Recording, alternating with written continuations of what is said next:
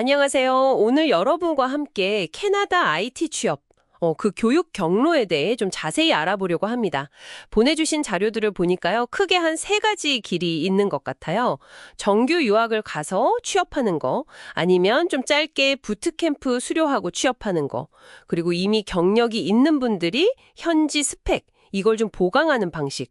네, 이렇게요. 각 경로의 특징이랑 또 어떤 기관들이 괜찮은지 좀 꼼꼼히 보면서요.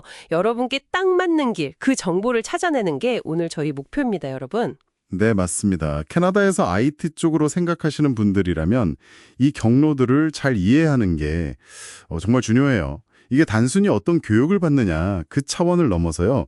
뭐랄까 장기적인 커리어 목표나 예산, 또 캐나다 체류 계획하고도 다 연결이 되거든요. 그럼 첫 번째 길, 정규 유학부터 한번 시작해 볼까요? 역시 이게 가장 큰 장점은 졸업하고 나서 받는 그 취업 허가, PGWP라고 하죠. 이걸로 경력 쌓고 잘하면 영주권까지 갈 수 있다는 거. 자료 보니까 추천 공립 컬리지들, 토론토의 조지 브라운, 험버, 세네카, 또 밴쿠버 BCIT, 온타리오 쉐리던, 펜쇼 이런 곳들이 있네요. 특히 코업, 그러니까 현장 실습 기회가 많고 실무 중심이다. 이 점이 눈에 띄고요. 그리고 펜쇼 컬리지는 중소도시 특혜도 있다고요. 그건 좀 구체적으로 어떤 건가요? 네, 아주 중요한 포인트예요. 펜쇼 컬리지가 있는 런던 같은 중소도시는요. 졸업하고 나서 그 주정부 이민 프로그램 PMP라고 하는데 여기서 추가 점수를 받거나 아니면 특정 경로로 영주권 신청할 때 좀 유리할 수 있어요. 그리고 말씀하신 PGWP, 이거는 졸업 후에 최대 3년까지 합법적으로 일할 자격을 주는 건데요. 이게 왜 중요하냐면요. 캐나다 경력을 바탕으로 영주권 신청하는 가장 흔한 방법, 그 CEC의 핵심 요건이기 때문이에요. 코업도 그냥 이력서 한 줄, 이게 아니고요. 학교 다니면서 실제 캐나다 회사에서 일해보고, 그리고 정말 중요한 현지 인맥을 쌓는 그런 결정적인 기회가 되는 거죠. 그렇군요. 그 인맥이라는 게 정말 중요하겠네요. 그렇죠. 물론 토론토대나 UBC, 워터루, SFU 같은 4년제 대학도 좋은 선택지입니다. 학비는 좀 더 들겠지만 만약에 연구직이나 좀 관리직 아니면 특정 대기업이나 공공기관 쪽을 생각한다면 아무래도 더 깊이 있는 학위랑 좀 더 넓은 네트워크를 제공할 수 있으니까요. 결국은 내 최종 목표가 뭐냐? 거기에 기술 중심 컬리지가 나을까? 아니면 좀 더 학문적인 대학이 나을까? 이걸 고민해야 하는 거죠. 네, 그러니까 실무 기술이 바로 필요하면 컬리지, 좀 더 장기적인 관점이나 특정 분야는 대학, 이렇게 볼 수도 있겠네요. 자, 그럼 정규 유학이 시간이나 비용이 좀 드는 대신에 확실한 이민 경로와 연결될 수 있다면 조금 더 빠르게 IT 기술 익혀서 현장에 바로 뛰어들고 싶은 분들을 위한 경로, 부트캠프도 있잖아요. 이쪽은 어떤가요?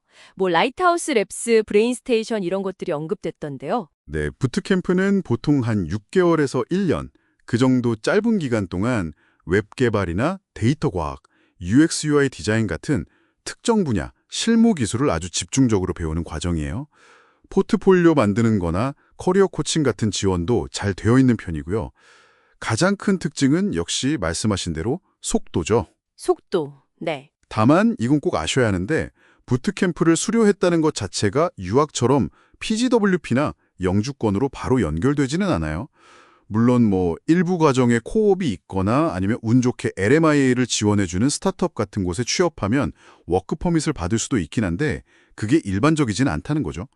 그러니까 단기간에 특정 기술을 빨리 배워서 얼른 취업시장 문을 두드려보고 싶다. 이런 분들께 좀 더 맞는 선택지라고 할 수 있겠습니다.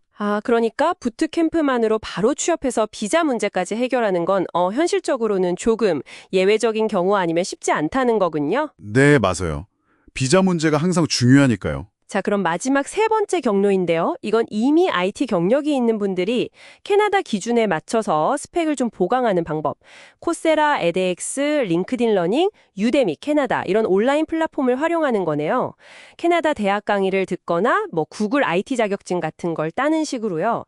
이건 어떤 의미가 있을까요? 이건 앞에 두 가지랑은 성격이 약간 달라요. 이게 독립적인 어떤 취업 루트라기보다는 이미 경력이 있는 분이 캐나다 회사에 직접 지원할 때 쓰는 보안 전략 같은 거예요. 왜냐면 캐나다 채용 담당자들이 가끔 혹시 캐나다에서 교육받은 경험이 있어요? 이렇게 물어볼 때가 있거든요. 그때 이런 온라인 강의 수료증이나 현지에서 좀 인정해주는 자격증 같은 걸 보여주면 아, 이 사람이 캐나다 환경에 적응할 준비가 되어 있구나, 계속 배우는 사람이구나, 이런 인상을 줄 수 있는 거죠. 한국 경력을 캐나다 시장에 맞게 좀 더 어필하는 데 도움이 되는 방법입니다. 와, 그 온라인 강의 수료만으로도 그런 효과가 있군요. 특히 경력자분들한테는 시간이나 비용을 아끼면서도 어필할 수 있는 좋은 팁이네요. 자, 오늘 이렇게 캐나다 IT 취업을 위한 3가지 주요 교육 경로를 살펴봤습니다.